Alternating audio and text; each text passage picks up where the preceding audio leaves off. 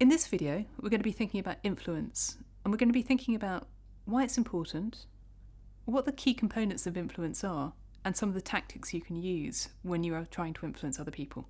When we think about influence, it's a skill that we're actually very adept at because it's something we've done all our lives. We do it as children, as we learn to navigate and try and influence our parents in what we do. We do it in our friendship groups. You can think about your friendship groups, and you'll see different behaviours that people harness to influence the friendship group to do certain things or align with them. We certainly do it in organisations, and it's something which becomes increasingly important the more senior you get to understand how to influence in an effective and non-toxic way. So, thinking about influence, we're going to start with the theory, and the theory is something that has been heavily researched in the field of behavioural psychology. And there has been a professor, he's called Robert Cialdini, and he published a book in the 1990s all about the science of influence, and it's based on empirical research. And what Cialdini found was that rather than influence being a sort of a scattergun, innate behaviour that we all have, influence actually boils down to 6 behavioural traits. And he calls these the 6 universal truths of influence. And what's interesting about them is that if you actually apply them, and I don't mean in a Machiavellian way, but just in a mindful way, you will have a much greater chance of getting people to do what you want, even though they don't realise that you're applying a technique that will actually unconsciously align them to your objectives. And that sounds a bit odd, or indeed even a bit inauthentic. It's not. It's simply the truth of how we get people to do things, and having a conscious understanding of that can be very, very helpful as you navigate your career. So what are the 6 universal truths of influence? Well, the first is relatively straightforward. It's authority. And what they found was that if you wear a uniform and you make a request from another person, people will tend to unconsciously comply with the request that's made. And what they got was somebody to dress up in a uniform in the United States and ask people to give them money for a parking meter. And a significant percentage of people complied with the request when they wouldn't comply with that request if it came from a civilian stranger. And I've actually had experience of this. I was working with some clients recently, and I was talking about authority as a source of influence. And one of them went, "Oh, that's really interesting. I've got a colleague who, whenever he goes to the airport, he always takes a high-vis vest. And if he gets to security and it's really busy, he puts the high-vis vest on. And then he goes into the security queue and goes, excuse me. And because he's wearing a high-vis vest, people assume that he's part of the airport and therefore has authority, and they get out of his way. So he goes from the back to the front of the security queue through the compliance of other people due to the influence technique that he's using." I don't suggest you do that, but I do think it's a brilliant example of how authority can be harnessed to achieve your outcomes. The next form of influence that we talk about is scarcity. And scarcity, we touched on it when we talked about sources of power, can come from expertise, but it can also come from actually resources themselves just being very scarce, is a key form of influence. And you come across it, particularly if you go into shops or you're buying something, including buying a house actually, and the person who's trying to sell to you goes, "This is the only one left," or "This won't be available for very long."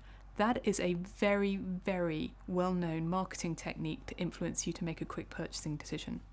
When we talk about scarcity as an influence in organisations, it has the same effect. If you want me to do this, you need to get me to do this, or you need to give me the right resources, because I won't be able to do it myself, or I don't have time, or I'm only available for this period. And it's something actually I personally experience with my clients, not because I'm trying to sell to them, but because I just want them to decide what they want to do in a reasonable time frame. The next principle to think about is reciprocity. And this is where somebody receives a gift or a thing from somebody which they haven't asked for. But the mere act of giving somebody an unsolicited gift or an unsolicited piece of information, unless it's something they really, really don't want, has this strange psychological effect of unconsciously creating an obligation to reciprocate the gift in the mind of the person who receives it. And this is a very strong form of influence when you're networking or building relationships within organisations. So if you actively think about giving people things, even though it may be something that they don't even look at, what will tend to happen is that they will respond to your requests when you come back to them because they have an unconscious obligation. You can take this too far. So you'll see lots of people sending out unsolicited newsletters, blogs to people, and I think that they don't really work because they become an irritation. You also see it with charities who give you a free pen when they send around requests for money. And again, I think it has to be a genuine, authentic exchange that you're giving somebody for this power of reciprocity to arise.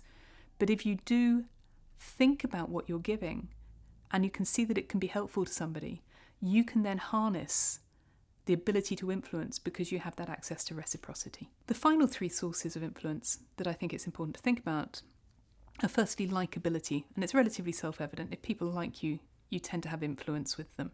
I think within organisations I would actually call that respect rather than likability, whereas in your personal life likability is important. But if people respect you, they will tend to be much more likely to be influenced by the requests you make or the objectives that you're trying to align them to. The second of these three principles is consistency. So if you do what you say you're going to do, people will be much more likely to be influenced by you because they will trust that you are true to your word.